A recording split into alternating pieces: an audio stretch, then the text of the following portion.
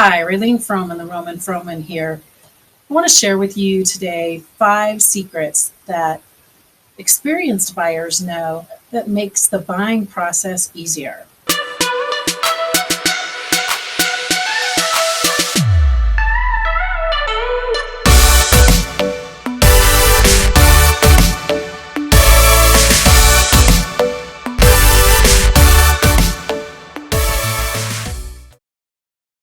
It's good to be prepared. And so knowing the 5 things that experienced buyers do helps everyone in the process to be competitive in their home buying situation. Number 1, get pre-approved. So you may hear lenders talk about pre-approval, pre-qualified. What's the difference? Well, pre-qualified is the initial step where they gather information. They may run a credit report to find out what you might be eligible for. The pre-approval process is one step above that. The pre-approval is more desired because it's where they request information, financial information to back up that original estimate.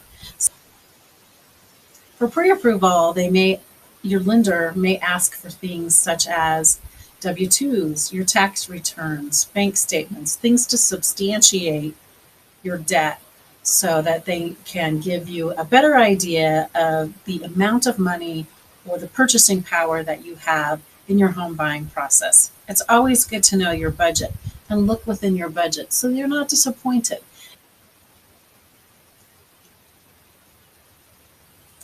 Tip number 2, find a realtor.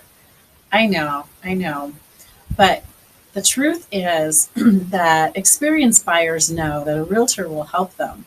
Let me tell you a little story. So I had a mutual friend connect me with a buyer, and he came into my office, and this man was prepared, and he was smart and energetic and knew what he wanted.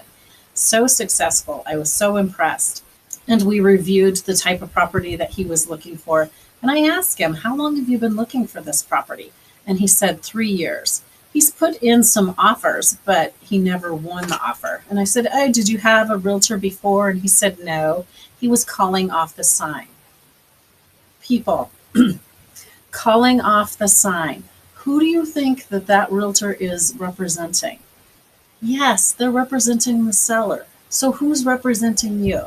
So you owe it to yourself to find a realtor who's a local expert in the area that you're looking at, who's representing you and looking out for your best interest. So we found him the piece of property, and he put in an offer the next day, and now is someone who owns a piece of the country. Isn't that a great story?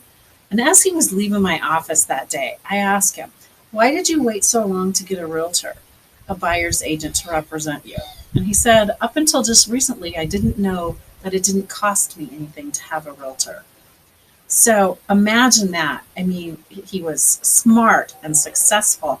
And I forget that people don't do this every day, that it's one of the largest investments that you'll make, and that I deal in real estate every day, but people don't. And so the fee for your buyer transaction is generally paid by the seller. So like 91% of the time it's paid by the seller. They've already committed to paying the commission for the seller's agent and the buyer's agent.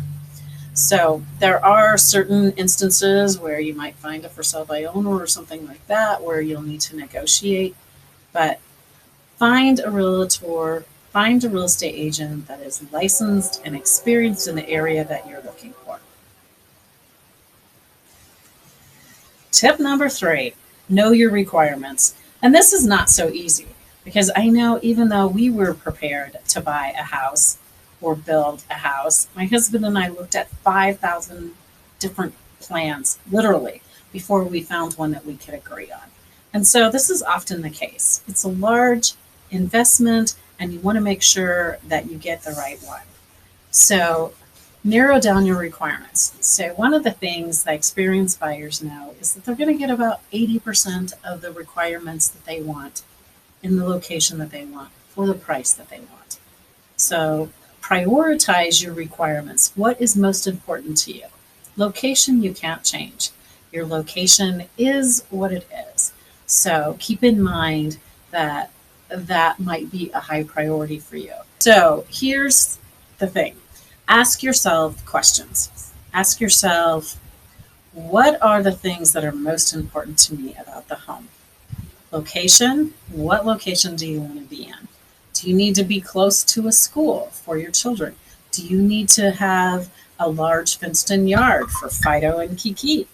Do you need to be on one level so that you don't have to navigate stairs anymore?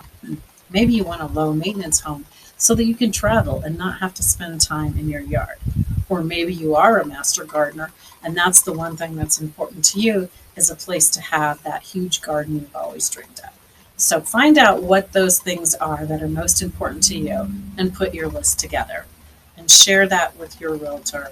I'm sure he or she will ask you lots of questions to help you define your requirements and prioritize them accordingly.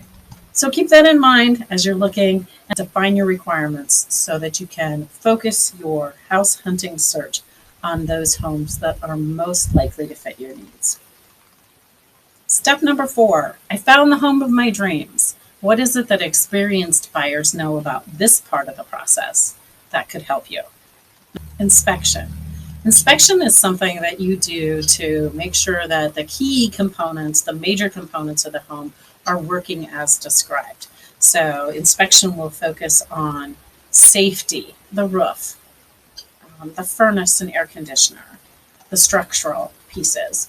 Your inspector will probably be very thorough and provide you with a list of even the smallest items. But what you're looking for is to make sure that the major pieces are there and they're safe and functional for the property. Never waive an inspection. You may get a surprise. You can always decide on which items you would like to approach the homeowner to provide you with resolution as opposed to skipping the inspection altogether. Also, appraisal. So an appraisal is generally required if you have a loan on the property. So appraisal is an independent third party that is licensed to give evaluation on the property. Generally, the lender is looking to make sure that they're lending the proper amount and that you, as the buyer, are protected for the price of the home. Number 5, what are the closing costs or costs that I need to understand and be prepared for with the purchase of a new home? So closing costs, when you find that home of your dreams, the first thing you're going to have to do is probably put down earnest money. So what is earnest money? Earnest money is sometimes called good faith money. So it's money that the third party escrow holds, usually the title company, and it tells the seller, says, hey seller, we're interested in your home and we're committed to this process. So earnest money generally runs about 1 to 3% of the purchase price of the home. It is often confused with down payment. It is not synonymous with down payment.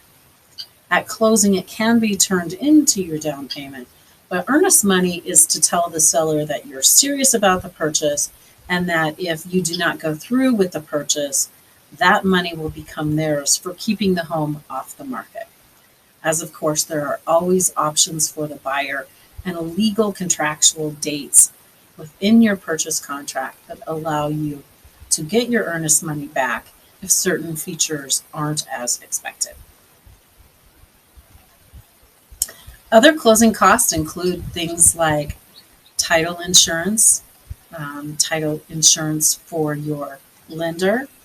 There may be some administrative fees, closing fees for the closing or title company to conduct the closing, administrative fees and notary fees, filing fees with the county